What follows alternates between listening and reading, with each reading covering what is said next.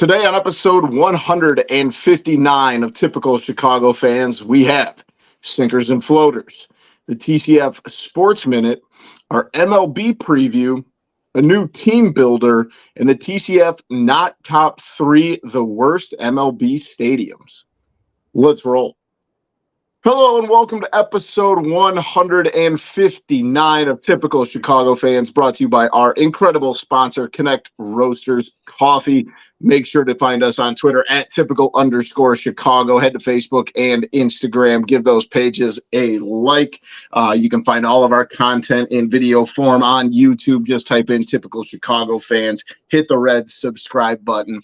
Wherever you get your podcasts, we are there. Apple Podcasts, Spotify, Spreaker, Google Podcasts.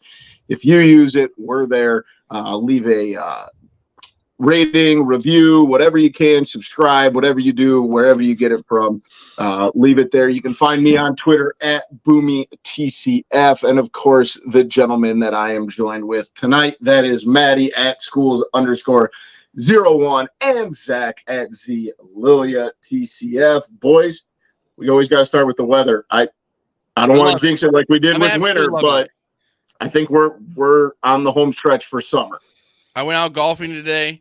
I said last year it had to be June before we had a day that wasn't like 25-mile-per-hour winds. We've had some windy days, but we've had some good days. And it's looking beautiful for the next few weeks. Yes. Who am I? I'm the guy who said it was done snowing and it snowed the next day. So what do I do? I was risking us jinxing it like we did with the winter, but I'm going to say it. Summer's here. What are we going to do? Yeah, Maddie, you're like the groundhog. Yeah, that's true. I just still get perplexed how it goes from like a high of 50 one day and the next day is a high of 80. I'm thrown for a loop. It makes no sense. There's no rhyme or reason, and I am still refusing to turn my air on right now. So same. Holding out on that. I live by myself. I'm sorry. The air is on. You would. I'm not going to be hot. I'm not going to sweat. There's going to be no warmth in my house. The basement's a good place to be right now for me. That's why I'm in the office, because I went down to get something out of the fridge in the basement. And I was like, "Oh, floor is awfully cold. It's pretty cold down here." Outside of that, man, I noticed it today. I'm just weird. I grew up without air conditioning and thought about it when I was. That's not why you're weird. Well, that's just part of it. Trust me. That's just a small. That's your father's fault. Yeah. So and we usually wait until we hit at least 90 to turn the air on. And I think it was like 81 when I walked in the house. I was like, hey, surprisingly not bad. I bet your pregnant wife didn't think the same thing. What'd you say? I bet your pregnant wife did not think the same thing. No, dude, she's as bad as I am about it. Like we'll get to June. I guess you marry who you are. Yeah, I guess so. It'll be June before the air comes on in here. I'd be willing to bet. So can't complain. Let's hope it keeps up. But let's jump into things. As always, we've got sinkers and floaters. And I'll start with my sinker here, and that is rats. Because New York has appointed the first ever rat czar of New York. Mayor Eric Williams announced Wednesday. Cringe. No, Zach, don't cringe. This lady has been hired to get rid of the rat problem in New York. I understand that, but anything to do with a rat, I know Little Sass said this on the Yak, that the tail it was just, I can't do it with the rat. We'll see. I don't mean to come across as sexist, but you said lady? Yes. The rat czar is, wow, what a bad bitch. That's awesome. Kathleen Corradi is known as the first ever rat czar of New York City. Shout out to her. But here's my question. What does she do, though? She's going around killing them? That's what my question is. Her salary is like $150,000, $160,000. I mean, a year? Oh, yeah. Dude, that's a government job. I don't mean to circle back, but if you're going to profile a rat czar, if you're just going to visualize what a rat czar would look like, be, who, sound like, what their name would be, her name in does not, in being her, is not remotely popping in my head. I'm thrown for a loop. Yeah. I would have thought as a guy named Bill from like Long Island, who's like that's what I was thinking. Forever. Some guy who looks like a former 5'11". Yeah, about 5'11". Crazy though. Like we got a contract here for the year. You're gonna go kill all the rats. Like I said, she's got to be a bad bitch because those animals are tenacious. I hate tenacious. Well, what does she do? Does she leave? Does she just like leave them there, or does that's what I'm pretty sure she is just like in charge of like coming up with a plan. Like that's what I want to know. Is she getting paid $160,000 to go down in the sewer and zapping them? Oh, so she's telling people to go kill the rats. Yeah. Goodness. I don't think, and I hope I'm wrong. I hope for Kathleen's sake that she's just going down there with a billy club and just taking them out. But it sounds like a cush job. But what I'm saying is, even if that's true, that means they're just dead rats just laying all over the place. She just gets public works at her disposal now to like just send them in the sewers to bop them on the head. She's it sounds like they're getting a $3.5 million budget to improve and increase inspections, use equipment such as baits and traps, and harden floors at some public housing to prevent rat burrowing. I'm gonna start with maybe New York should solve their trash problem, and that will help. Yeah, with the rat one problem. Day the rats will take over New York. It's just one day. Well, on their way. Hopefully she gets to use that robot dog they got coming. Oh, I don't hate where that's going. It's the snitch dog. My sinker is Sam Bennett does not get $260,000 for tying for 16th place because he's an amateur. Yep. Are we serious? Yeah. We can't make this work. Them's the rules. Master should have signed an NIL deal with him. Yeah, I was going to say he'll be just fine when he signs an NIL deal. I understand that. But this is just crazy. Yeah, that does seem kind of like an old, antiquated thing. I think he pretty much graduated. This is dumb. I think this is a dumb rule. I don't know if all major tournaments do this. I don't know how many major tournaments have amateurs in them. But I think that he deserves the money. But like you said, he's going to make the money on the back end of what an NIL or whenever he actually joins the PGA. Well, he's going to get sponsor exemption after sponsor exemption now too. Mm-hmm. So he's going to be able to play in tournaments. But I just think he deserves the money. He went out there, he did what he had to do. Give him the money. Couldn't agree more. Oh no, the fucking Hawks tied it up. Oh my god. Dude, you're ahead of me then. No, we had to wait. I am very mad at the Blackhawks. Oh no, with 2 minutes left. Oh my god, why Maddie, did you do what's that? your sinker if it's not the Blackhawks? Oh my god, why did they do that? Why did they do that? Oh, they beat the Penguins the other night too. Oh my god, why did they score? I don't understand this team. Oh my god, that's not good. Not good at all. Oh man, Maddie, what's your sinker? My life. You have a beautiful family. I do. All my teams suck though, and so it's like no, your teams can't even suck. They can't even suck right. They can't even suck right. That's just exactly. Only the Bears, and luckily, oh my god! Shout out. It's like the Bears walked so the Hawks could run, kind of thing, But no, my sinker is tax time because Uncle Sam's sticking it to me this year. We had a little mishap with my wife's employer, and certain withholdings didn't get withheld, and so there's a check Uncle Matty gets to write this year to Uncle Sam, and it ain't good. So it's not fun, and it kind of snuck up on you too because I wasn't really expecting it. So yep, yeah, IRS. Why do they got to pick on the little guys like us? This isn't fair. No, completely agree. I've been there, Maddie. For years I coached for a non-for-profit. I guess it was like tied to a non-for-profit charitable organization, and I didn't get taxed on my paychecks, and I think it was like 5 or 6 years, and basically like that. They double it. They pretty much like double it. Yeah, I ended up having to pay back quite a bit of taxes. So it's brutal. It's brutal. You know, Give it up for the good guys, you know? yeah. Let us win one here. Come on, this is it's insane. Let's go ahead and jump into our floaters. Mine, Zach, we've kind of talked about it here. Fatherhood, I am within a week of being a father. No. That's being facetious or whatever. Yeah, it sounds like you're on fire. You're like at this hours. You're Well, hours. it could be. It could be. That's the thing right now is we don't know. You're hours. Well, that's like I said. I mean, it's crazy. It could be 24 hours. It could be 6 days. So we're my wife is 39 and a half weeks pregnant. So we're just kind of waiting them out now. So here we go. It all starts. But yeah, very excited. Very looking forward to it. So just ready to get about the as show good on of the a road. floater as you can get. So yeah. Oh, absolutely. It's one of my Excited to best ones see. we've had.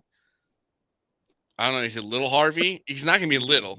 No, That's for sure. he's not. The newest member of the TCF. The newest Harvey of the world. Yeah, exactly. He'd be here soon. Yeah, that is very exciting. I am very excited for you guys. I hope it comes as soon as possible for your wife's sake. God bless her, man. She's been a trooper. She made the statement the other day. She just said, "I'm just ready to not be pregnant anymore." Yeah, my mother goes, "Yeah, right when you're at the end of it, you're ready to not be pregnant." I go, "I think she had that about 2 months ago." Yeah, that's the same thing my wife said right before I was born. She was ready. Like she was like, "I'm done with this." Yeah, and I feel for her. I was 9 pounds 10 ounces and 24 inches long when I was born. So, Maddie, this baby is gonna have a big ass head. Yeah, it's it's the name of the game when you're rocking with a guy who has an 8 as a hat. Oh, relax! It's 7 3/4. I do have a couple 8s though. The women are freaking troopers, man. Yeah. Oh yeah. My floater, we're going to get into it with the MLB rules, but the pitch clock. That is unbelievable. It keeps the game moving. It doesn't slow anything down. I know if you're at a baseball game, you want it to be long. You want to go out there and drink for a while. But the 2:30, 2:40 games, that's beautiful. I'm very much like on a fence here because I love how fast the games are going. I do understand that, like you said, Zach, when you want to go to a game, and like if you go to a game, you want it to last a while. You go drink with the buddies. You're gonna be in the bleachers, but I also don't need like a 3.5 hour game because the pitcher is just taking forever. Yeah, I feel like I classify myself as like a semi-baseball purist. Like I love a lot of the new rules. I do think a lot of the old like unwritten rules are super dumb. But like I enjoy the infiniteness of baseball, but it is really nice to be able to, and I think I've talked about this before. Last Father's Day, we went to a game. It was a minor league game in the Quad Cities. And had it not gone to the bottom of the 9th inning, where Quad City walked off South Bend, it would have been done in an hour and 58 minutes. The top of the 9th, the top of the 9th got done at the hour 58 minute mark. And I think it ended up being like 2:06, 2:07. That's what we need. The Twins played under 2 hours last week.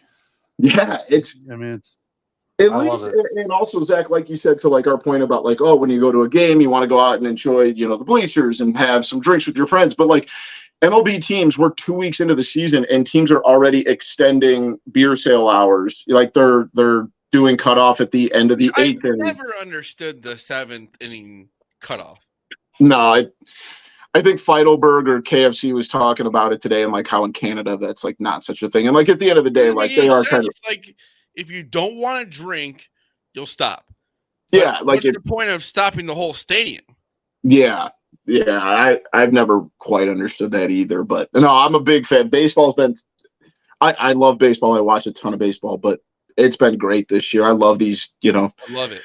2.5 hours seems like the norm almost right now. I'd like to see what the averages are. But Maddie, you got a floater for us? I got 2, and one's going to be extremely quick. I just got to give a small business shout out, a little throwback to one of our old segments.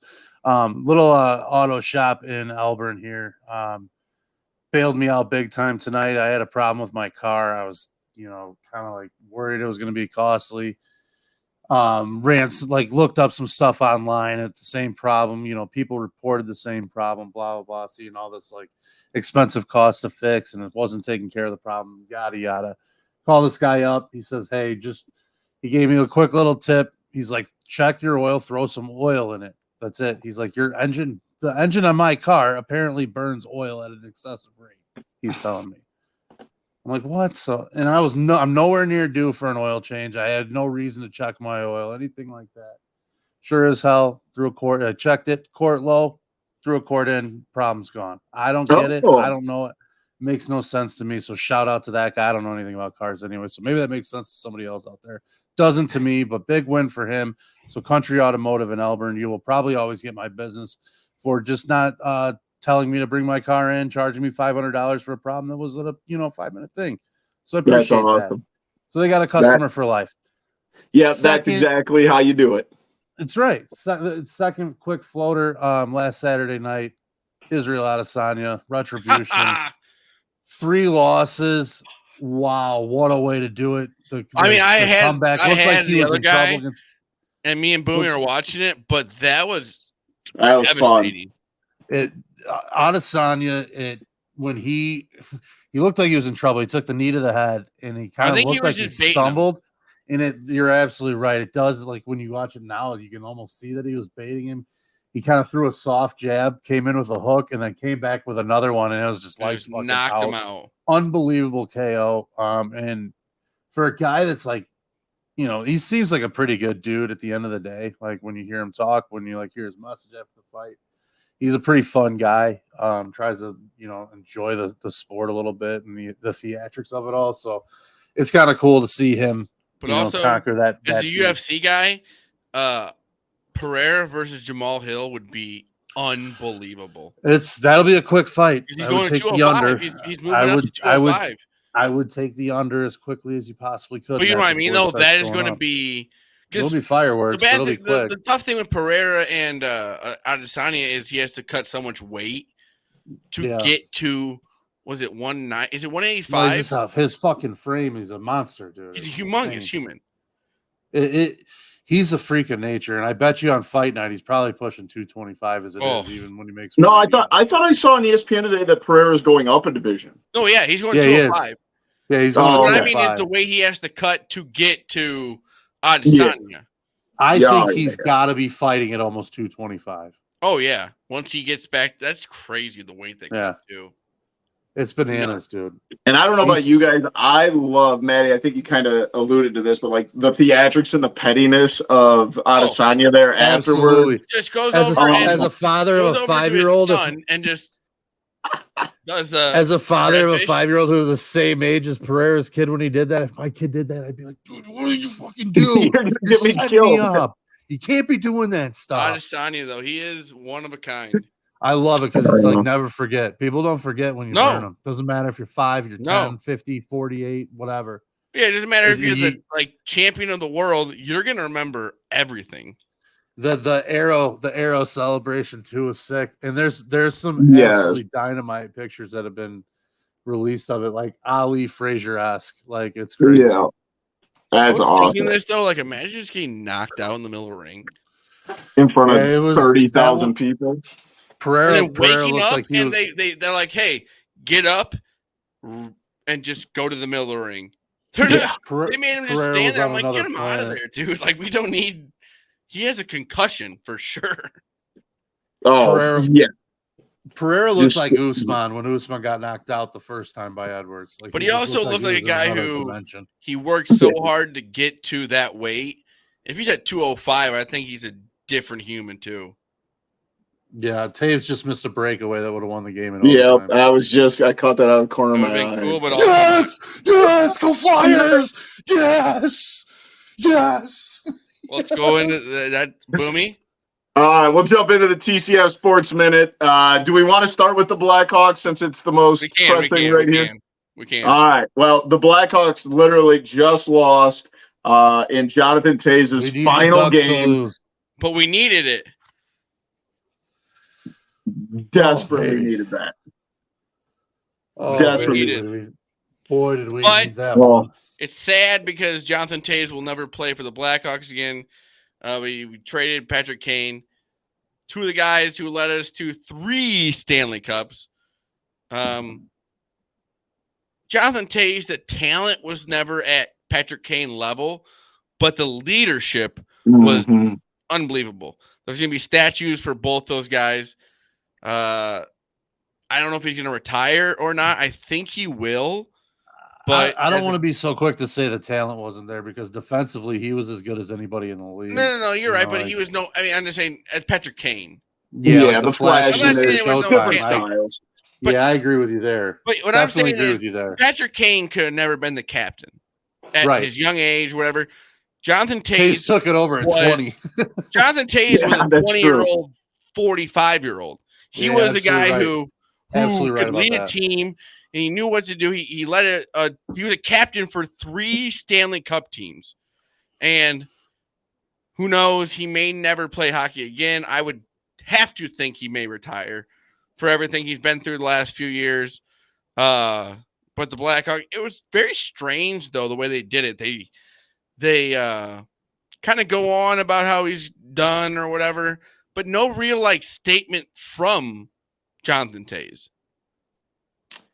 You got to feel that this is something that they've known they were going to do for a while, right? They didn't just wake up yesterday. And I'm sure especially the way you see we obviously don't know if he's retiring or what, but there's some guys that just don't want that to be toted around and say hey, celebrate me at every away game. They had to have known this for a while. At least it's my assumption. I could be very wrong, but maybe they brought this up and he's just listen, wait till the last home game and we'll go from there. So I think that some people didn't like it, but you know what, at the end of the day you get to celebrate a guy that's been in the organization since 2006. This guy was drafted after my sophomore year of high school. So it's just something really, really cool to see right now. And like you said, hell of a run. Now, Maddie, where does this put the Blackhawks in the lottery? They need Anaheim to gain a point tonight. So go to overtime, whatever it may take. Well, you know what? That's what I'm pissed off about is the other night you go to Pittsburgh and you beat the Penguins. We did not need to win that. That game went them from the worst team in the league to the 3rd worst team. What are we doing? Yeah, I understand you don't want to tank. It's a deadly goal with 2 minutes to go in the 3rd. They salvaged any hope by not scoring in overtime and only taking the 1 point. They need a lot of help though.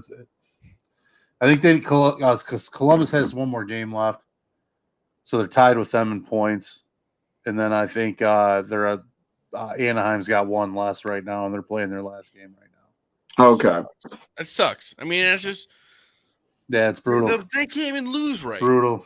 Can't lose right. It's sad. Well, on the other side of the United Center, we'll keep it in the same house. The Bulls pick up the dub last night. We had the halftime live show, the post-game show. Looked absolutely awful at halftime and completely turned it around. It helped that DeMar DeRozan's daughter was willing to team on. They missed 18 free throws. Most since 1997 in a playoff game. First of all, if DeMar DeRozan's daughter is not at the Miami Heat game, I don't know what we're doing. He said she's not. They only let her miss school once. You can't get a private jet after school to the game? Yeah, I'm with you, man. I'm with you. Better than that. I'm with you. They move into Friday night's game at Miami. Win or go home. Bad. That game was bad. The Raptors, they shot themselves so quickly out of the game with the free throws. And I did not think the Bulls, first of all, stink from 3-point land. Yeah. They are statistically, they've made the least amount of 3-pointer. Well, 30th. How many teams are there in the league? NBA, I think there's 30. Now, they were 30th in the league in free three-pointers made. And then they were very bad last night. I just don't know what we're really looking at here. We're looking at a team who won a game. Thank goodness. We're going to go play the Miami Heat. Guess what? If we beat the Miami Heat, our winning or our prizes, we get to play the Milwaukee Bucks. Yeah, that's. I think you've get like to the point now where like they've already screwed up the whole draft lottery, like the possibility of their draft stock. So you know what? You might as well win tonight and let's go win a championship. Yeah, I mean at least win a couple extra games, give me something to watch, and I'll bet Bulls money line because I think they're going to at least get one against Milwaukee. But you got to take care of business Friday night. But Maddie, me and Zach talked about it a little bit last night. Do you like this play-in tournament? It's a loaded question, I think, because I like the games. I think it's fucking foolish to settle playoff spots like this when two teams earned it. They're the 7th and 8th seeds. Like they're the 7th and 8th seeds for a reason. Give them the 7th and 8th seed. Yeah, they're the 10th and the 9th seed for a reason. Yeah, so like they have one bad night and all of a sudden they're at risk to blow an 82 game stretch where they're better than the teams behind them. Yeah, that said, no, I agree there. I like the fucking dynamic of it, and it's a great way to if they're gonna do it this way. I like the 7 playing the 8, the 9 playing the 10. Making the 9 and 10 team win 2 games especially a tournament that goes until July. Right, the beginning is at least like kind of fun, and then the next 2 months are just going to be bullshit. Yeah, what do you think of like the NBA? They're talking about doing like a mid-season tournament now. No, almost like a college, like a Maui Invitational type. No, I'm not gonna lie. I'm the opposite. I'm kind of excited to see how they do it. And what I'm saying is, how about we just make the regular season like more exciting? Let's make it play every game. We don't need a tournament in the middle of the season to make the middle of the season tournament isn't that? Are they doing that to deter tanking? It's an all-star game. What does the winner of this tournament get?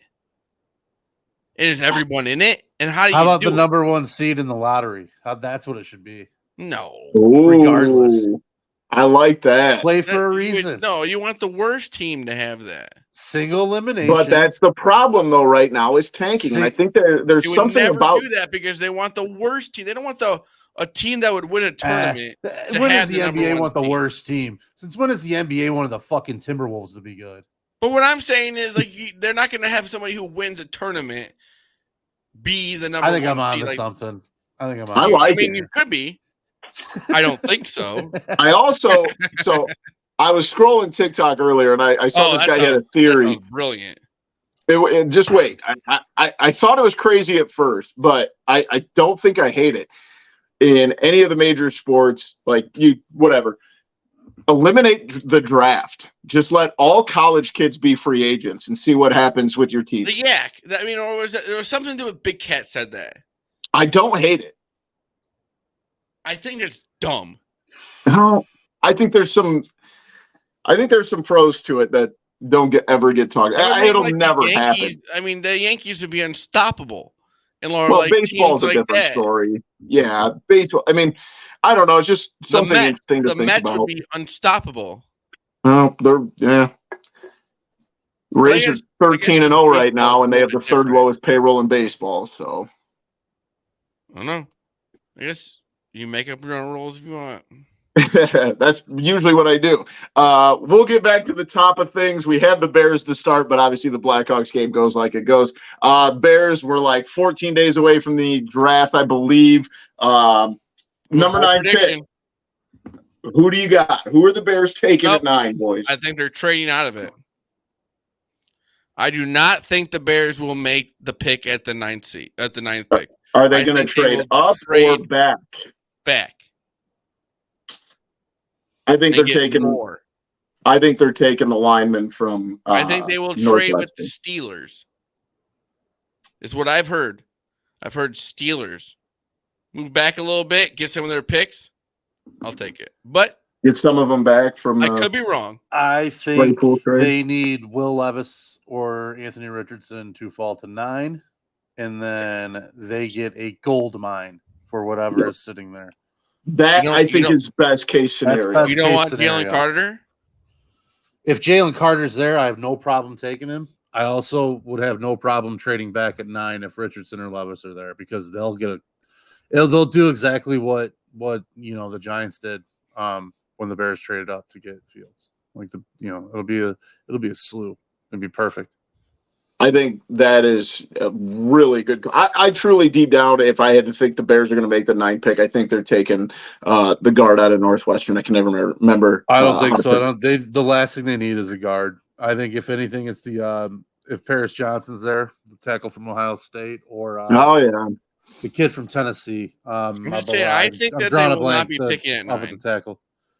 I wouldn't be surprised, Zach. I'm fine with trading down, and I would be fine with Jalen Carter, and I'd be fine. I'm at the point, do whatever, get the best player available at 9 that's not a quarterback. That's all. Because that would be foolish, and there's no there's no risk of them taking a quarterback. That'd be crazy. That would be. Yeah, but all right. So here's the scenario. Say Levis and Richardson drop. So you're sitting there at 9. The pick is open. Somehow Richardson, Levis, and Jalen Carter are on the board, but you have trade offers to come into that 9 spot. Do you take Jalen Carter? Or do you trade out? I'm gonna ride the fence, because it all depends. If you're getting another first next year and a second this year, well, I guess it depends on what you get. But dude, Jalen Carter, I think, is going to be, as long as his head's right, he's a game record, dude. Like, I have no problem. Like I said, if they stay there and took him, I wouldn't be mad. But if they could get a first next year, move further down, get another first and maybe a second, oh my God. I mean, what more could you want? They'd have endless draft equity and endless cap space, like, for all intents and purposes. Well, we will see the NFL draft coming up here. I don't know if anyone saw DJ Moore throw out the first pitch. Looked great. I mean, DJ Moore. People forget that the Bears got DJ Moore. I just want everyone to remember that. Sorry, I didn't mean to cut you off, Booming, but I just wanted everyone to remember that the Bears got DJ Moore. I'm very excited. At least Green Bay's getting a haul for trading Rodgers. That guy, Aaron Rodgers. He's not. He may not even be traded. That guy might just retire. He's not screwing anybody over. I feel like at this point, that guy's going to retire. I'm ready. He's not going to be traded. You're going to get nothing for him, and he's going to retire.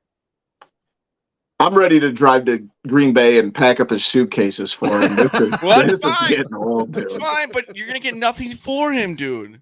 That's fine. He's literally a hostage. Jordan he's Love. like taking them literally hostage. Dude. Like he's got a gun to the organization's head. Yeah, this is. Yeah, he also once said, "I will not be Brett Favre," and he's worse than Brett. Yeah, Favre. And now he's literally like it's the Spider-Man meme. Brett Favre is like a piece of shit because what he did after NFL, but regular like what he's playing. He's like, hey, this guy's making me look good.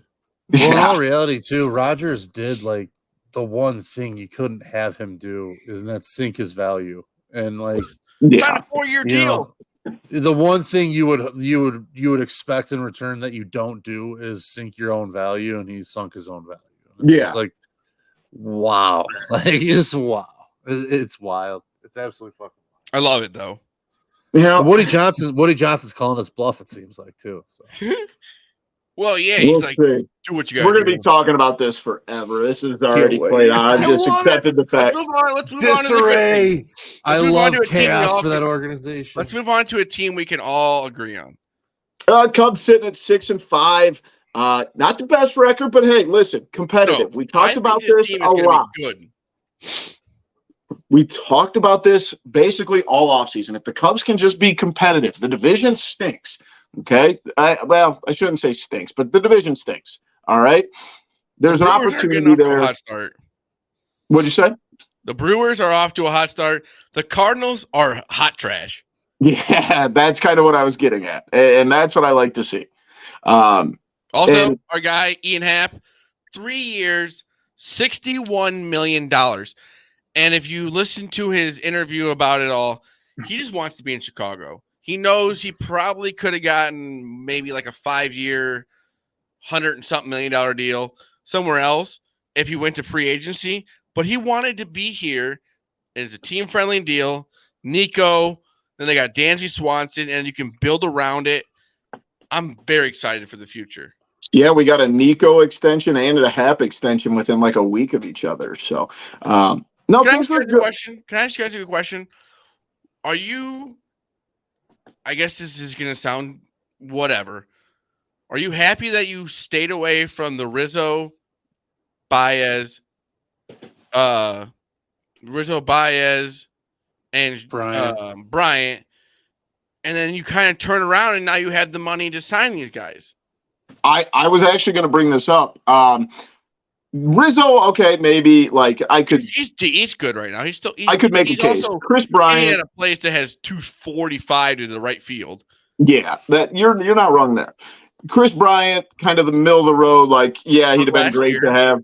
But you know what? And then also on the other hand, Javi Baez is awful. I love Javi Baez to Javi death. Baez got He's benched the the other great guy. day. He won a World Series with the Cubs. I love him to death. If I ever see him, I'll buy him a beer, whatever he wants. Bad at hitting right now. Javi Baez is horrible. And first of all, he doesn't have an extra base hit this season, unless he got one today. Last I saw, he did not have an extra base hit. He tried to pimp because he ball. loafed it on a double tonight. He loafed it on a double and then got fucking picked off at second on a tagged up. That sounds about right. And then, he got benched today by AJ, or was it today or yesterday, by AJ Hinch for what Matt was talking about. Yeah. And I'm so glad that the Cubs did not extend him. Now, would he have played different in Chicago? We could sit here and argue that hypothetical all the time. But he was not great last year. He's even worse this year. So, yeah, I mean, at the end of the day, like, I'm perfectly okay with solid young talent. Yeah. And you know what? At the end of the day, we're sitting here talking about a Cubs team that Seiya is still not back yet. The minor league Cubs are fun as hell to watch. The Iowa Cubs, I don't know if they won Thursday. Today we're recording. Christopher Morel will be back up. Yep. Mervis is raking at some point. I mean, I think they were.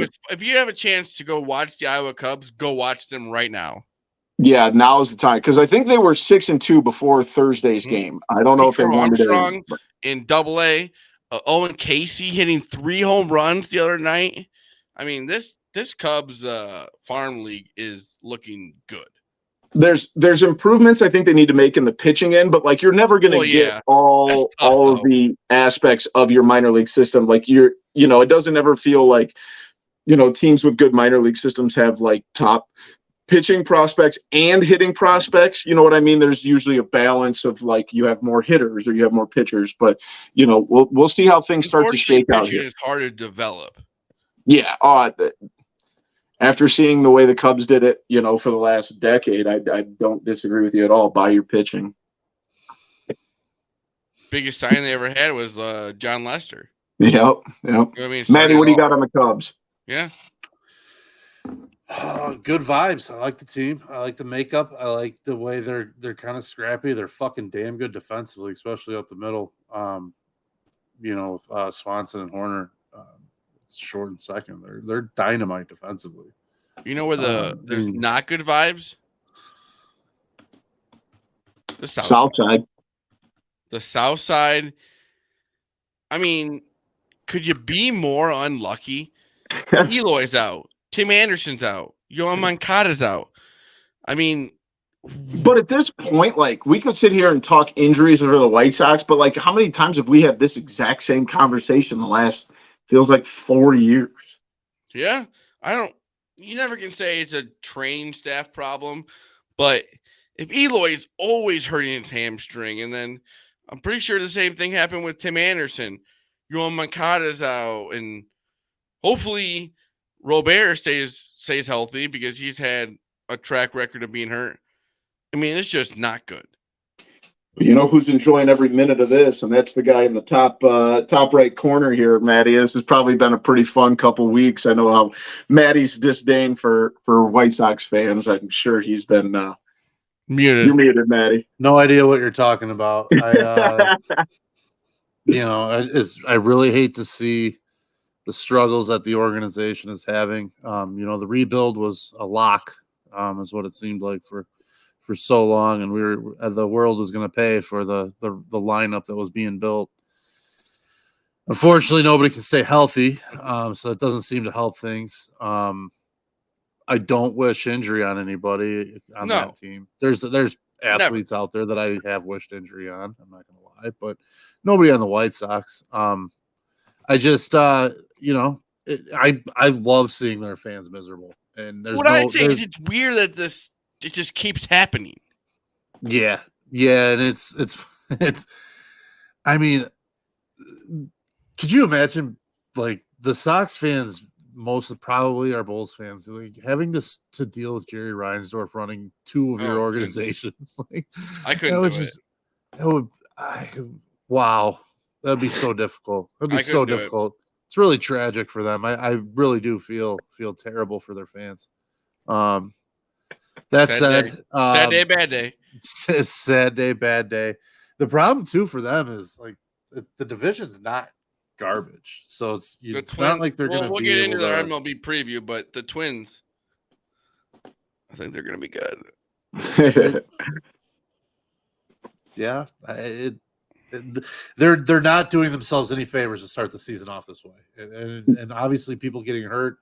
It's going to be even harder to dig themselves out of that hole because, like, you can bring up a Sosa like they did to play second, and that sounds like everyone seems pretty high on the kid, and I think he homered I don't know if he homered in his first or second game, but so they've got talent. And that's the thing. Like you guys mentioned Mancada, you mentioned like Robert, you mentioned Eloy's hurt.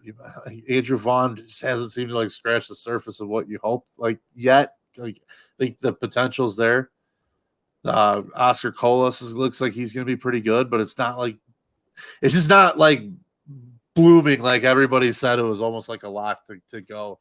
And the fact is that their pitching's a problem. And you basically left yourselves up to pretty much same thing can almost be said about the Dylan Cease is all you got to rely on. Everybody else is a crapshoot anymore. Well, how many games over? It felt like last week they had like 3 or 4 games in a 7-day span where they gave up like 8+ runs. You're not going to win a ton of baseball games when you give up 8+ runs, and it's they got to figure it out soon. I think we'll get into it here. Both Chicago Cubs and White Sox need to figure out some pitching because the Cubs starting pitching has been all right, but Wisniewski giving up all those runs and Smiley looking very bad. That is true. Well, we'll dive into the MLB preview here in just a minute. But before we do, we got to give a huge shout out to our favorite sponsor, Connect Roasters Coffee. They have the best coffee around that you are going to find. Their leading spokesman, guy they work with, Ian Happ, like we just said a couple minutes ago, he's here for the long haul. $61 million. He's here for the long haul. He is here for the long haul. Do you think he can come on the show again? Not with that kind of money. But they also work with our guy Dom Frederick. I got the Dom jersey on tonight. They love it. They wouldn't promote bad coffee, so it's good quality stuff. Make sure to check out their website, connectroasters.com. Follow them on Twitter at Connect Roasters. Make sure that you go get yourself some of the best quality coffee that you're going to find. Lots of big things coming at Connect Roasters. We had Caleb on a couple weeks ago, maybe couple months ago. I don't know. Time's flying right now. But make sure you check them out. Whatever social media you got, they're on there. They got some big stuff coming here soon. So shout out to Connect Roasters Coffee. And you can make sure to sip your Connect Roasters coffee as you get ready for a baseball game just about every single day. And we're going to jump into that with our MLB preview. We know we're 2 weeks into the season, but college basketball just ended. The Masters. So now is real baseball time. So let's go into a couple things here, boys. Let me know if you guys like these new rules that the MLB has implemented this year. First things first, the shift. There's no shifts. Got to have 2 guys on each side of I the hate field. it. Why? What I think is, I'm going to be old school here. If you can't hit against the shift, then what are you doing? If you can't hit to the left side of the field with that being so stacked, then that's your problem.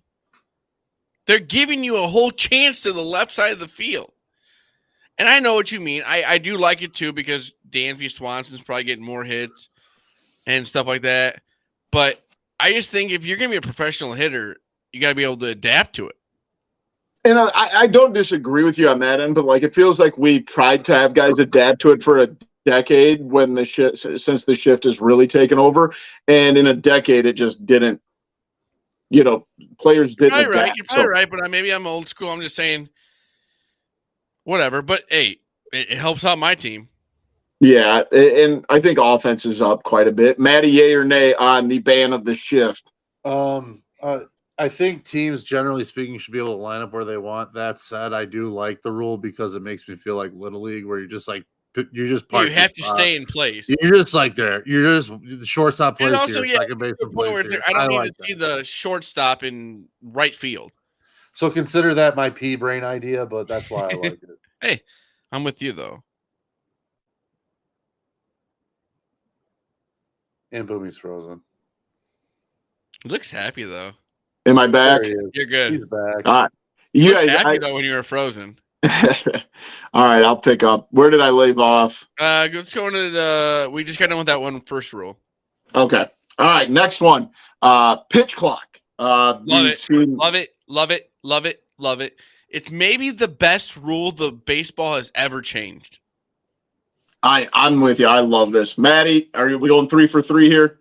Yeah, I think it's kind of one of those things too that people like the quote purists of the game seem to like complain about it, but I think if you look back to baseball in the 80s, 70s, 60s, 50s, took too long. We're pushing the pace of play that it was then, in terms of game time. So one of those things, just what's the point of there was too much jerking around. Let's not kid ourselves. Goodness. I mean, guys are scratching themselves in the batter's box and pitchers are throwing over to first 17 times. And like at the end of the day, if the guy's going to run, he's going to fucking run. Your catcher needs to throw him on.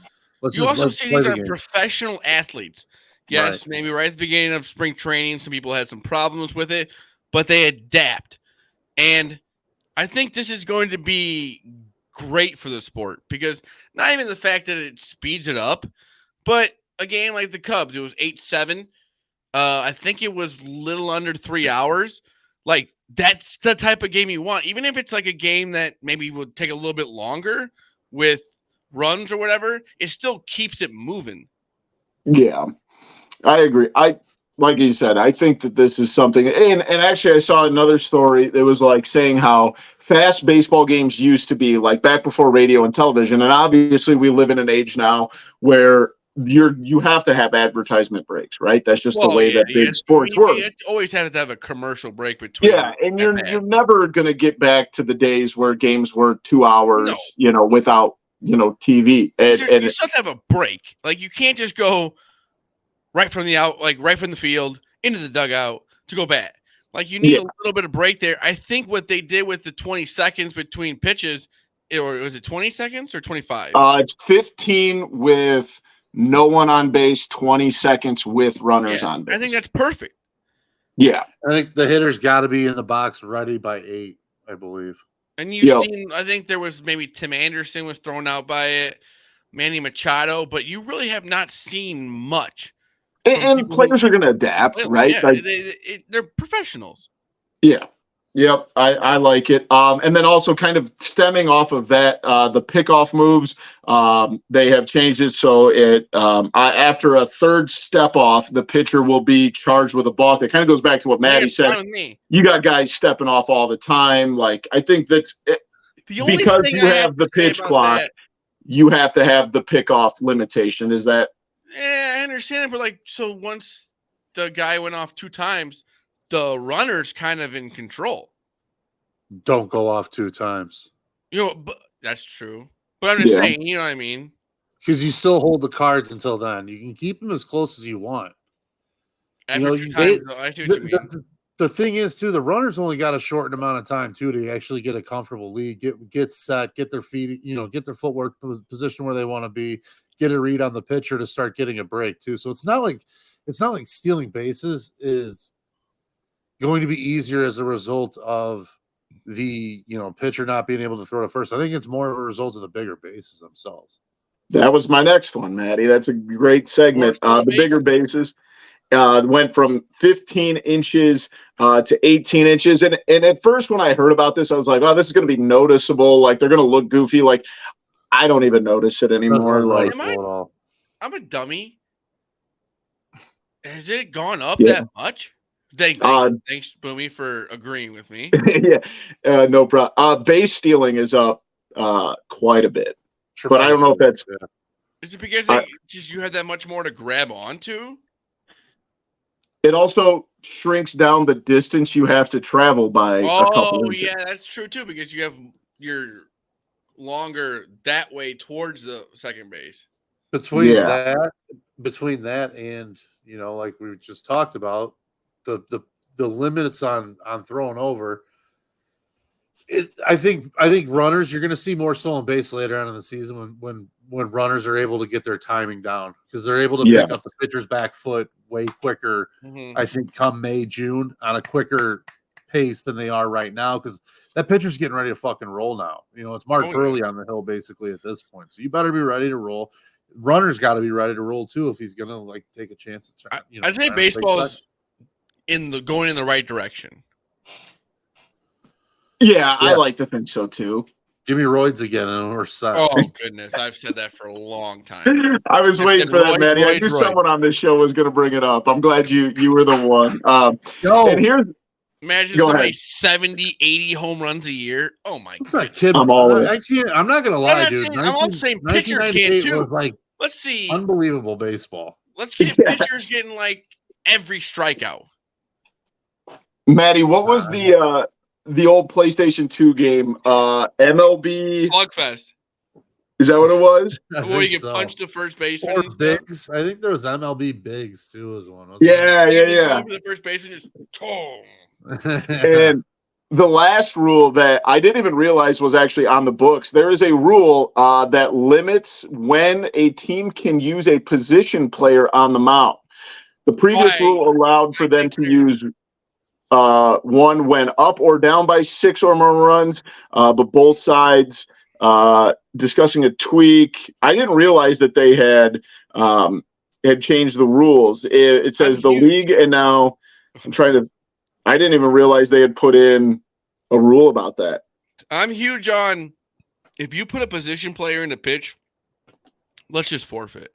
That should not be. I don't like seeing position players pitching.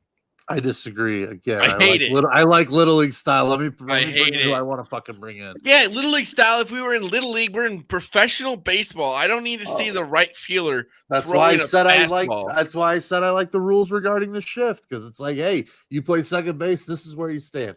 Like, that's just it. Yeah. But did you guys see, to that argument, the Kansas City Royals brought in an outfielder to pitch the other day, and he was throwing 92. Yeah, exactly. What about Shohei? He's a baseball professional athlete. What do you mean? It's not crazy that a right fielder can throw 92. Hey, if Shohei can do it, you can too. Yeah, I don't know. I said if Shohei can do it, you can too. Yeah, I'm just saying. I'm just saying, I don't need Anthony Rizzo going up there throwing 50 miles an hour, 60 miles an hour, throwing a fake curveball. If that's the case, end the game. What if I develop a team of baseball unicorns and I just fucking have guys that just, play anywhere at any time? Shohei Ohtani. It sounds like you might win a World Series. We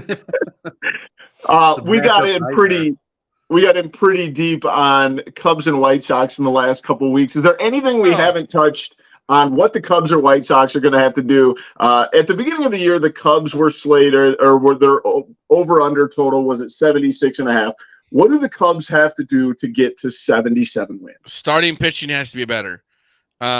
I know Stroman has been pretty good, but Wisniewski's been bad. Smiley's been bad. Hopefully we get Hendricks back. Steele's been good. Who? Yeah. Steele. Yeah, Steele's been good. But Tyone's been. it's not he's been a lot of all right. consistency in the rotation.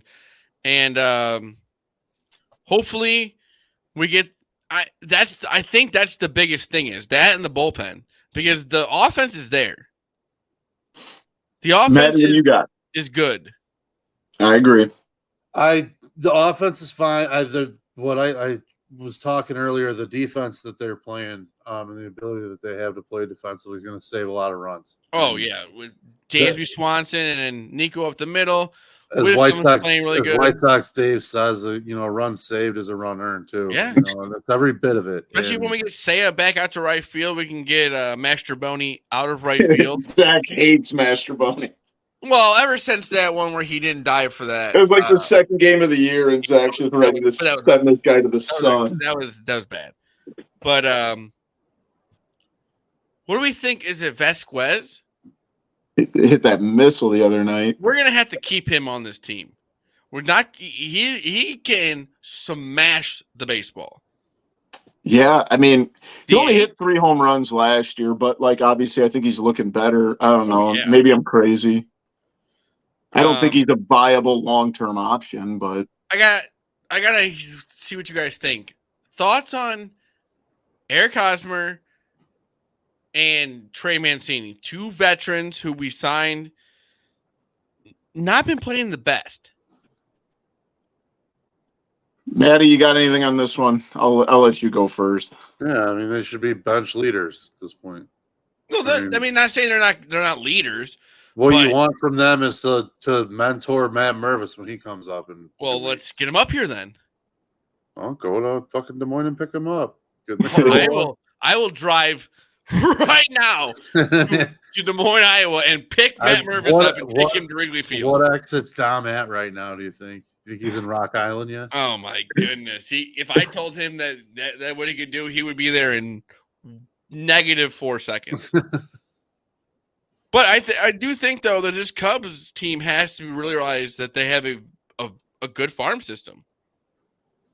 Yeah, I mean, at the end of the day, we're talking Mancini and Hosmer. I mean, Mancini right now is hitting 250, not great. And I know this is off topic, but guys, Yan Gomes stinks. Oh, goodness, yeah.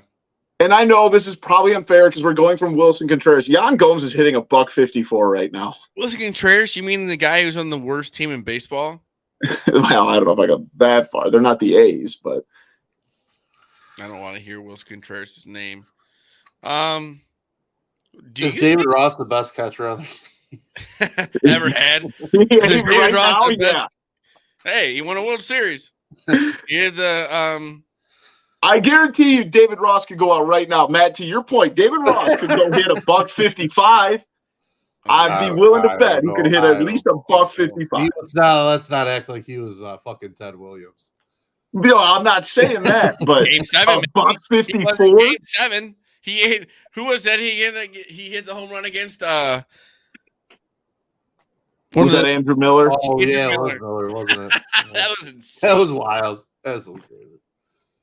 I think we're getting ahead of ourselves here. We definitely are.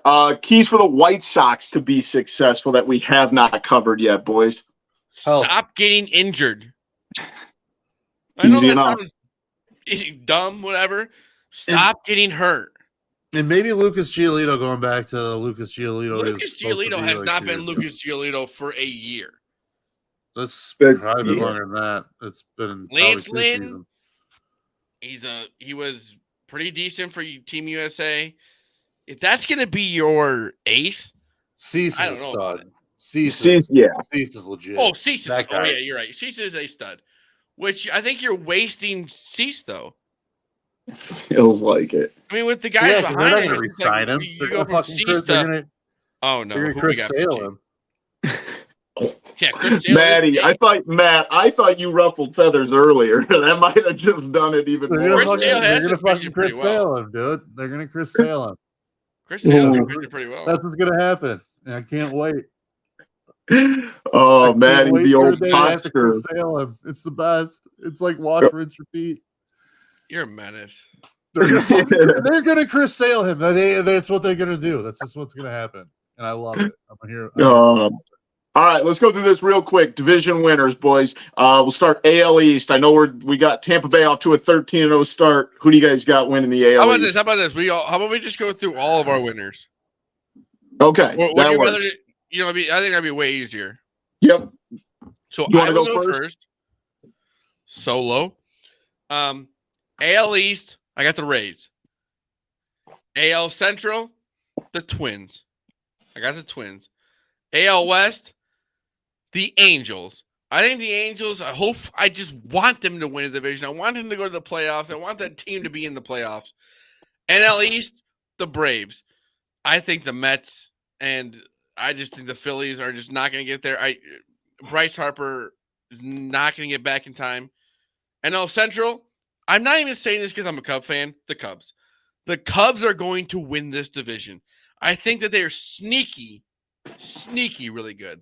NL West, the Padres, they are going to get Tatis back at some point this year, and they're going to play him. I don't know if you just think, oh, he did steroids, we don't like Tatis, whatever.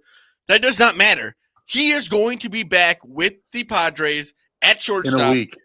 In a week. He's playing in the outfield. Is that what it is? He'll be in the outfield, but he's coming back in a week. He's going to be back. And I understand, he did steroids, we don't like him. Does not fucking matter. His suspension is over with. He hit 3 bombs tonight in AAA. Yeah, his suspension is over with, and he will be back with the Padres. They have Juan Soto, Manny Machado. Give me a break.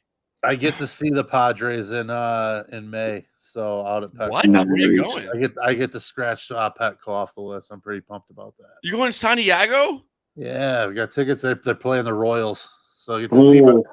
You may never come back. I've heard if you go to San Diego, you may never come back. Yeah, I've been there once. It's beautiful. San Diego's beautiful. One of my favorite cities I've ever been to. All right, Maddie, let's run them down. Who you got? Tampa, obviously, because they're like basically already like think their magic number is like 7 now at this point. I'm gonna go with the Guard Dogs, Cleveland. I don't know.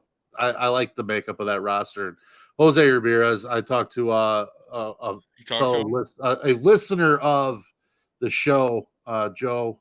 Shout out him. He's we were talking about Jose Ramirez just the other day, and that guy's like the most probably an unknown superstar in the league, I would think, because that dude's an absolute stud. So I got them in the AL Central.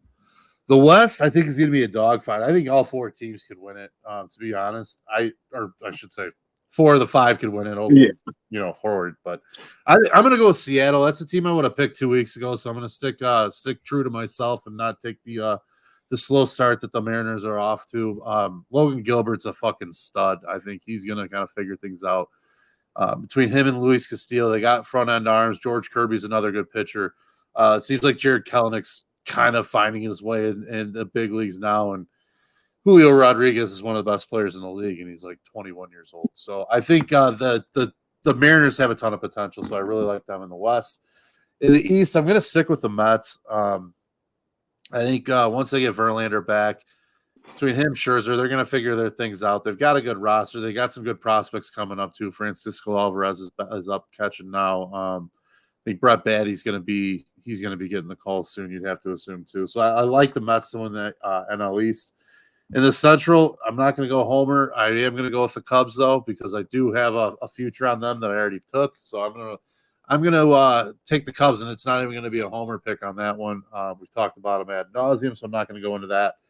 Last but not least, in the West, I am going to take the team that's off to a good start here in the West. It's a team I've watched a lot of already.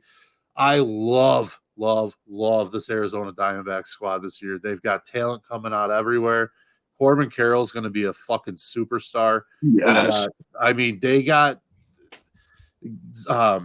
Zach Gallen. They got, front end ace there. Great name. Kelly's been good. I really, really like that team a lot. Love it. Absolutely love that, Maddie. I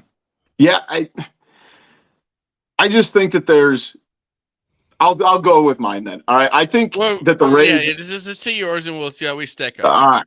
I think the Yankees are going to win the East. I love the story that is the Rays. No. I don't know if what they're doing is sustainable. I don't know. You don't think they're going to go 162-0? Thank well, you. Call me crazy. Call me crazy on that one. But no, I don't think they're going to go 162-0.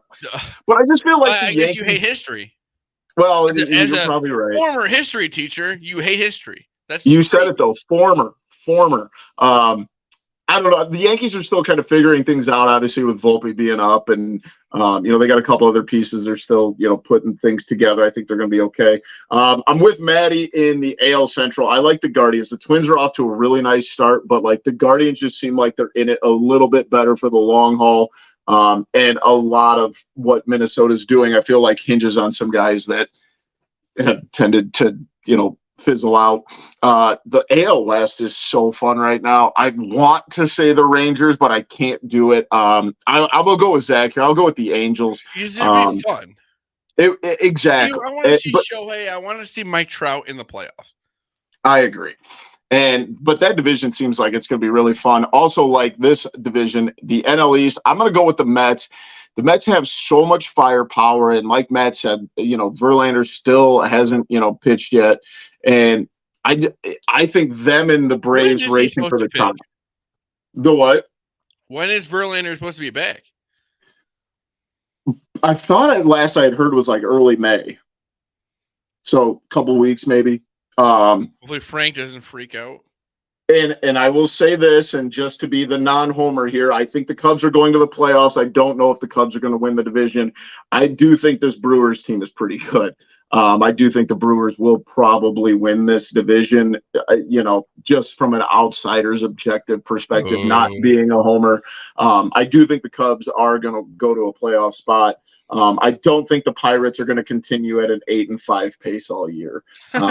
But dude, this Brewers team is pretty good. They're hitting the ball really well. And the thing that worries me with the Brewers, a lot of their good players are really young. They've got, bunch of prospects up, and they're hitting the ball well. They're playing well. Burns does not want to be there. No, Corbin, yeah, that's a different story. Go ahead. He's not gonna choke. He's not gonna choke, but he doesn't want to be there. He's made it known. I could see him trading him. That's for sure. Yeah. And I would love, my heart wants to say the Diamondbacks. It's probably one of the only teams in that division I like, but I do feel like the Padres, they're sitting one game above 500 right now, but it does feel like the Padres are just so like I said, Tatis's gonna be back, dude. This team is going to be fucking good. And they still, like, Blake Snell is still not looked like Blake Snell. And I feel like he's still got some things to figure out. I hate to be this way, but they're going to be good. Yeah. As long as the Dodgers don't win that division, and I think we can all agree on this, right? As long as the Dodgers don't win that division, I'm okay with it. Yeah. I would agree. Well, from what I've seen, the Dodgers stink this year. They're in third place in that division right now. They're not looking great. As the Cubs are about to play them. Yeah, that might be the kiss of death there that we always give on every episode. Boys, anything else for our MLB preview? I'm just I'm excited. I like baseball because pretty much every day except today. But I think this Cubs team is gonna be fun to watch. I do too. Can I say one gripe that I have? Let's hear it. TV. What the fuck is this stupid shit? Dude. Yeah, that's what Apple products trash. What I'm saying is I go out of my way, Boomy goes out of his way, Maddie goes out of his way to get Marquee. And once or twice a month we can't watch it because it's on Apple TV. Go fuck yourself. That's what pisses me off. You know what I mean? I don't mind like it's on Apple TV, but then I have to go through all this work to get Marquee. Yeah. And they're gonna do that shit to us. I think I did that. That just makes me not happy. I'm with you. Completely with you. Maddie, anything else on the MLB preview? Maddie, you with me? Yeah. Don't get me going on Marquee. I have major issues with that network as it is, and the way Major League Baseball is set up, because their blackout rules are a fucking joke. It's archaic. And do you guys do you want to grow the sport or not? I've watched way more. If you get MLB TV or what network or whatever, you get all the games. White Sox and Cubs, cutout. Yep. Even if Yeah. you live in like fucking Iowa. Yeah, it's a joke. Yeah, you can go back on like basically any of our podcasts from like March to October in the Or you last can be 3 or Boomy, 4 years. or you could be Boomy who just goes by the radio. He doesn't even go for marquee. He likes the MLB radio. Pat Hughes, the beautiful voice. Hey, it gets the job done. All right. Might have to go back to that here after a while. We've got a new team builder. Masters was last weekend. John Rahm coming from behind to finish it off. So we got a team builder. We got $10 for your food order at the Masters. You can pick a sandwich, breakfast, snack, and a drink. You get $10. Obviously, everybody knows the deal. Maddie, you want to go first, or? I'll go last. All right, I'll you go go last. All right. So let's see here. I've heard the pimento cheese is what you get. So it's $1.50 there. I'm probably gonna go breakfast sandwich because like that just sounds what I want in the morning. So that's $4.50. Yep. Chips, $5.50. No, $6. And then draft beer. What is that? Put you at 11. I'll let you have it. You're over by $1, but we I'll found give you some way to get you a couple quarters. I'll give you $1. All right. I'm gonna go. I agree, Zach. I've always wanted to try the pimento cheese Well, that's what sandwich. they always say. It's like the pimento cheese. But like, I'm sorry to interrupt, but egg salad. I don't need egg salad in the heat. I like egg salad. I'm a little different, but I'm egg gonna salad, go. But it's supposed to be pretty hot there, isn't it? Yep, and you'll see. So I'm gonna go with the chicken salad. I love a good chicken salad sandwich. Breakfast. I don't know. I don't eat breakfast hardly ever. Breakfast. I guess I'll go with. Give me the fruit. I don't know. That'll work. That'll put me at 5. I'm definitely getting a breakfast sandwich. Even I will in a pinch, but I'll explain why. I'm trying to keep this under 10. Sorry. So that puts me at 5. I'll go $2.50 on.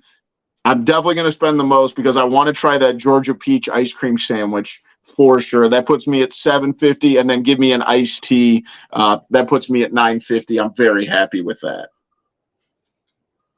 I like ice cream more than I like breakfast sandwiches. What I have to ask is, what is Georgia peach? It's just peach ice cream. From Georgia? Well, do you not like I get my peaches down in Georgia? Like Georgia's known the for peach state. I understand it's that, the but peach does that state. mean every peach is from Georgia? Not every peach, but Well, they're then like I don't want it. If it's they called grow Georgia the peach most and peaches. if it's called Georgia peach and they're not from Georgia, why the hell would I eat it? They are. I would assume Well, that the peach ice cream is made in the state of Georgia. That's fine. That's why I just asked you, and you said no. No, that's not what I said. Run the tape back and listen. I said I don't know for a fact where they get their peach ice cream from. What I also hate is I would love barbecue, but like I don't think I want barbecue at the Masters. And that's why I kind of worked mine around like not worrying about the draft beer. And like I've said this many times, on a hot Georgia day, I don't necessarily want a beer. Up to the plate, Matt Schofield. Egg salad, I think, is a go-to. I like egg salad, and it's only $1.50, so that's where I'm going. It's nice and light, easy to fucking go. You don't want to try the pimento? No, pimento. Why would I eat pimento cheese? Why would I eat a fucking cheese sandwich that has olives in it? Does that really sound that good? No. Wait. Pimento is olive? Yeah. Yes. I'm out then. I want egg salad. Yeah, no, you already ordered. Back on mine, egg salad. You already ordered. No, Zach, you've already taken 2 bites of the sandwich and realized you hated it. Oh, yeah. I just took 2 bites of it. It's like, I don't even want to eat this anymore. So I'm going chicken biscuit. Slap a little honey on that bad boy. You got either a breakfast sandwich, lunch sandwich, doesn't matter. It's glory in your mouth is what that is. So at $3.50, then I'm going to add the Georgia pecan caramel popcorn, get a little sweet and salty mix on that. And then a beer. Domestic, 2 probably. Not going to go political, so I'll just stick to a Miller Lite. How about that? Fuck that. No Bud Light. Per usual for Maddie. Maddie always nails. Middleman Matt on that one. I'm going to just take a Miller Lite as per usual. never I liked will Bud say Light in the this. first place just because the taste sucks. I'm not making any political stance or anything like that. It's Coors Light nothing or to do Miller with the Lite. political stance. Coors Light or Miller Lite till the day I die, well before any other issues came around. Matt, I will pay you a He's saying he hates compliment because Bud Light. I don't do this very often. I've hated Bud Light since I was 16 and threw up the first time I drank. So that's what Bud Light did me in then. So me and Bud Light have never gotten along. Matt, I'm going to give you a compliment because I don't do this very often. I've noticed through our drafts and all of our team builders, you excel at the food stuff. I will give you that, my friend. No, you I mean, break you it down. nailed You break it down $10. like you break it down like me and Chance can't. Yes. Well, there's a reason I'm as fat as I am. So You want me to show me my belly, buddy? I Yeah, think we've we all got may that be. department. Can I say something that you guys can't be mad about? We might be the fattest podcast.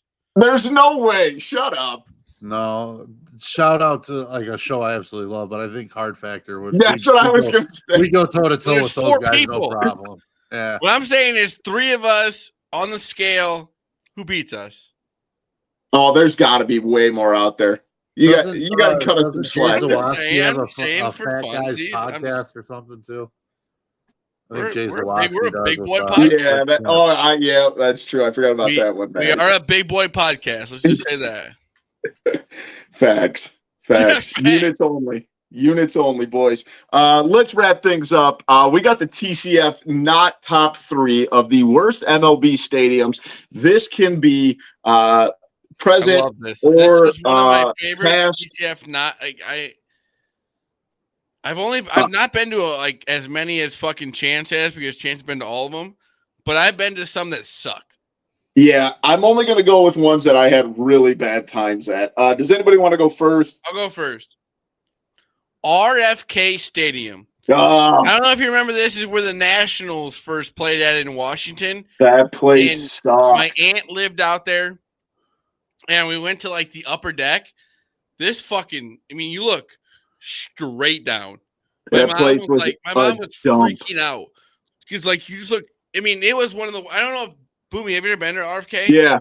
One of the worst stadiums of all time. Was. One of the worst stadiums of all time because it was like an old school. I don't know if it was old school soccer. No, it was where the Redskins played. Yeah, and it was just humongous. But just scary. If you were in the upper deck, you were looking straight down at the stadium. And not even that, dude. It wasn't appealing. It wasn't built as a baseball stadium.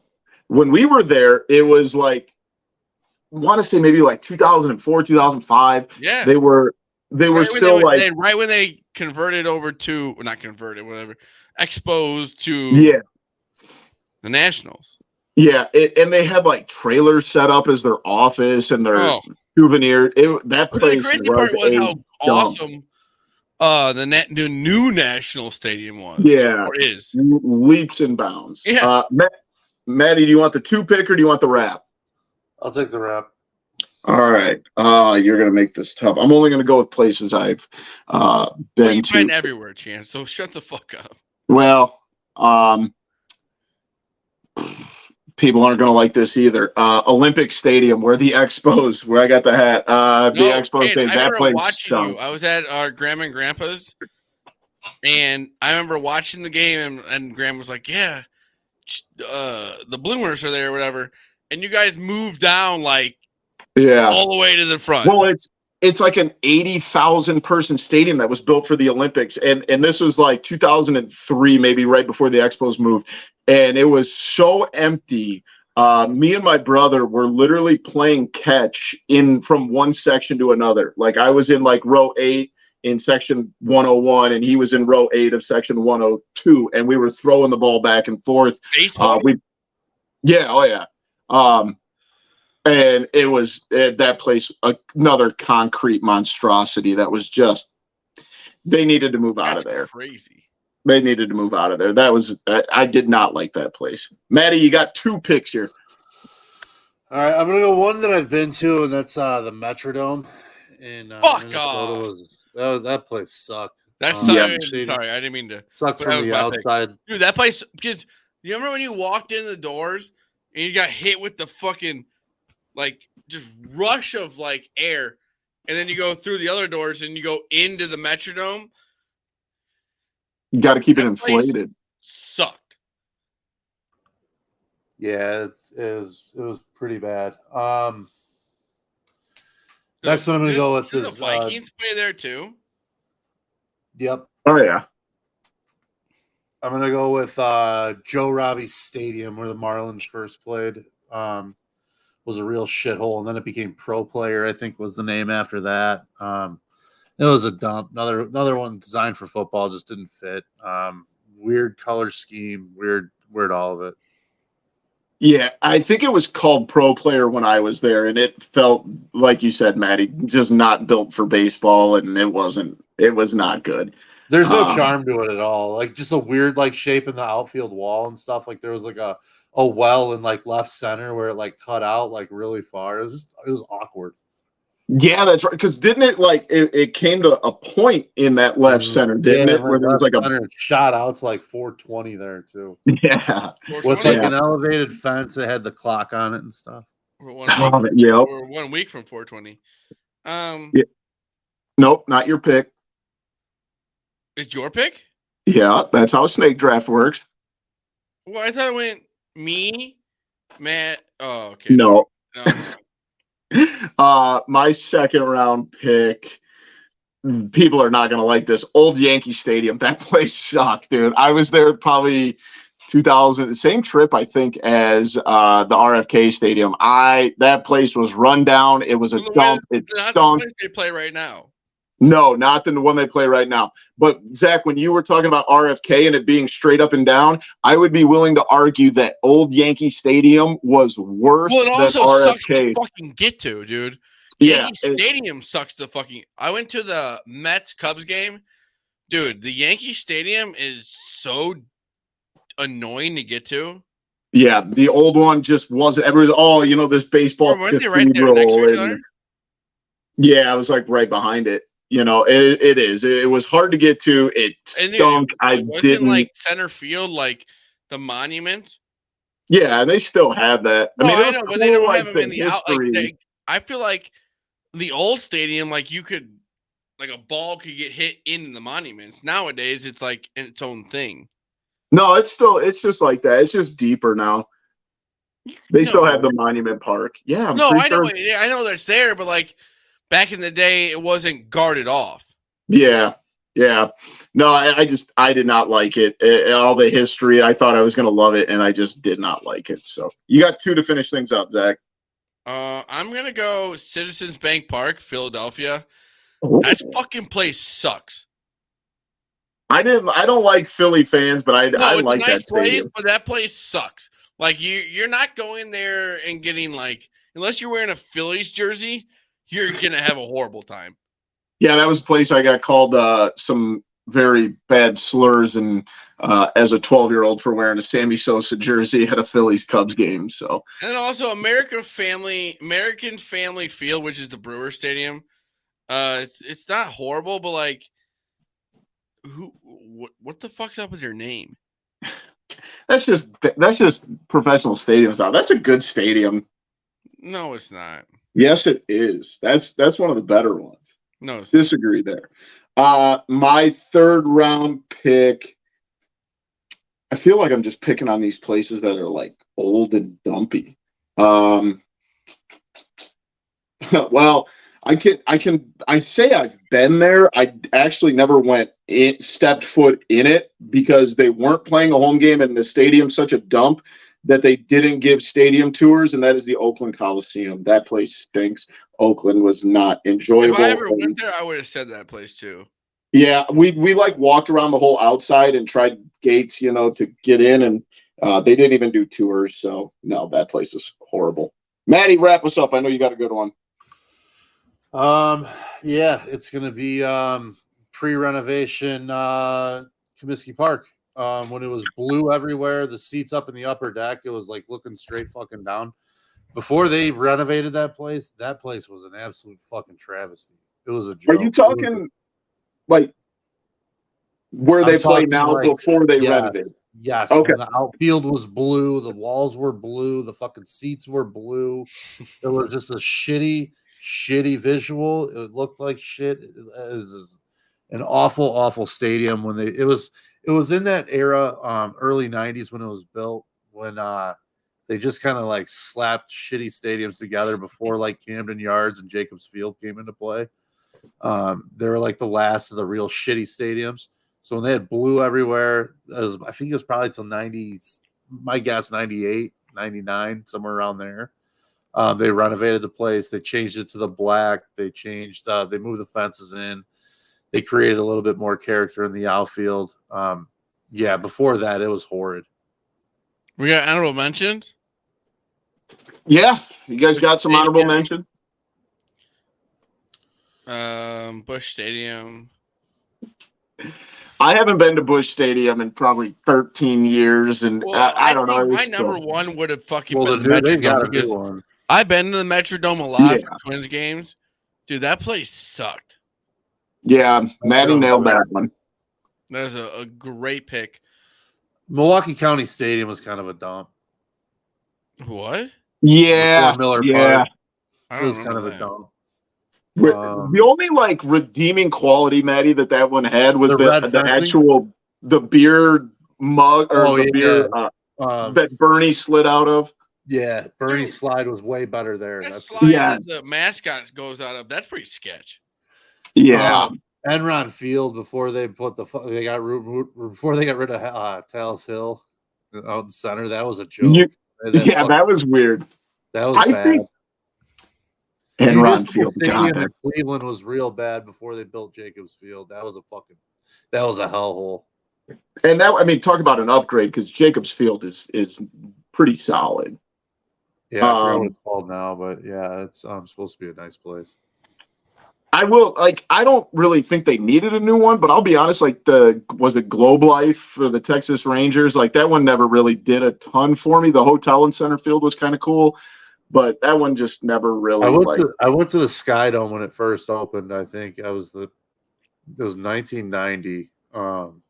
And that was a really cool place at the time, and it seems like they've done some major renovations there now. Hotel Zachary. Okay, that's funny that you say that about Matt, because I was there in probably 2005-06, and I thought it was not nice. Like, clearly, like you said, they have the renovations now, but that one wasn't great. It was kind of revolutionary at the time too, being the first retractable roof and things like that. Right. And then the outfield.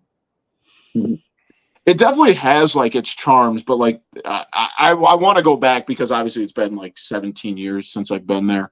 And one none of us brought up, arguably one of the worst stadiums in baseball, Tropicana in Tampa Bay. Yeah. Never been. Place sucks. I only said places I've been. That's fair. Any other ones we forgot, boys? Boomy has. I've still got two. Left. So wait. The new Miami one and the new Texas Rangers one. We gotta make a trip. I've been working on it for a decade. So well, we're going to Seattle though. Yeah, I do like Seattle. So, but that was episode 159. 59. Almost said 189. 159 of typical Chicago fans. Yeah, we're getting ahead of ourselves.